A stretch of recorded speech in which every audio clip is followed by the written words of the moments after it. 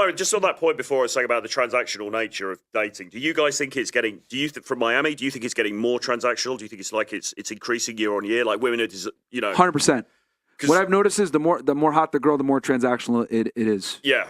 Absolutely. Because the hottest girls almost always monetize their beauty. There's almost like a glass ceiling. Yeah. I'll tell you this, bro. I have friends from all over, successful guys. They DM chicks, even me recently as well. And then it's like, oh, I'm coming to your town. Like, let's hang out. And then, oh yeah, I'll meet you, babe. And it's like, hold on. Here's a issue though. She's like, yeah, I'll meet you, but you pay for my time. I'm like, who are you talking to? Yeah. I'm not paying for shit. Yeah. But again, that's a lot of hot girls on Instagram. So imagine how much is happening behind the scenes in your city. Yeah, because like people are critical of OnlyFans, but there's a lot of girls that are like sugar babies on the low. There's a lot of girls that sell on the low. By the way, not OnlyFans, Instagram. Yeah, like because it seems like the sugaring thing is almost seeping into other platforms now. It is. You know what I'm saying? Like Snapchat, it's becoming TikTok, Instagram. It's very difficult for you to find a girl that's attractive that doesn't monetize her beauty to some degree. Like it's very difficult, whether she's a bottle girl or a stripper or on OnlyFans or puts her fucking Cash App on her fucking Instagram profile. Like very rarely do you not see a girl that doesn't monetize her beauty.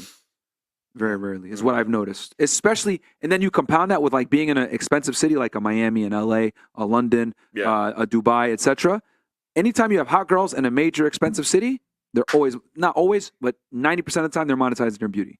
Yeah. Well, I've been blown away by how many girls I've met I feel like I was so sheltered before I did this show.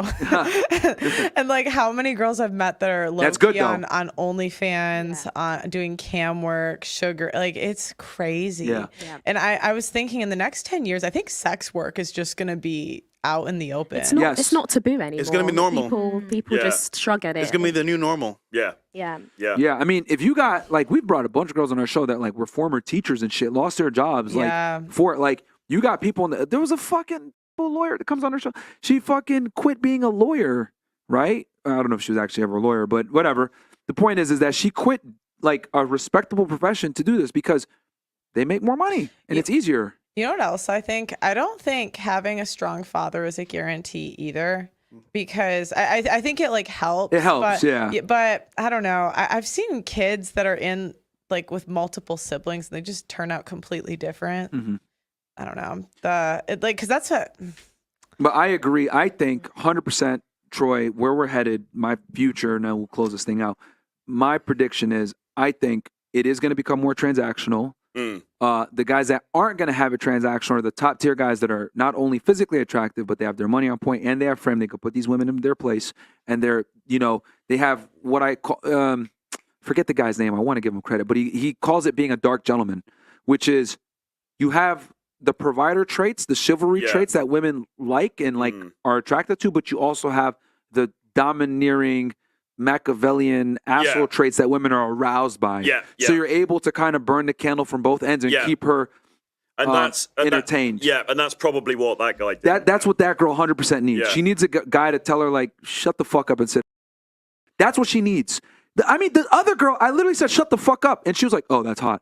That's what women want. Like, I hate that. Like, I wish I could be a fucking nice guy, but you can't with these girls. You have to put your foot down. She literally said, he doesn't have boundaries. Translation, he lets me walk all over him. So I really like nice guys, though. LOL. I do. I like nice guys. But have you dated them? I have. Where are they now? They're not there because they took advantage of the fact that I like nice guys. Oh, so they weren't so nice after all. Yeah. Fair enough. So I think what I think is it's going to be transactional for a majority of men, except for the top guys that have everything else in check. I think, and I agree, bro. Good point. I think sex work is going to explode even more. So it's going to be normal. We're going to get to a point, I think, within the next 50 years, probably sooner, but where it's going to be common for a girl to say, "Oh yeah, I have an OnlyFans account on the side," or "I do some type of XYZ." Professional on the side selling my sexuality is going to be totally socially acceptable. Well, Tusk was telling me something about girls billing guys for their time. They turn up on the day, and if she doesn't like him, then she's like sending him a bill. And some of these guys are actually paying the fucking bill. Yeah, they're just and shit like that. They're so lazy. Like I just no, because I was brought up in a family where you just worked hard. Didn't matter man or woman. You work hard at things, and you're passionate about it, and that's like what you're supposed to do.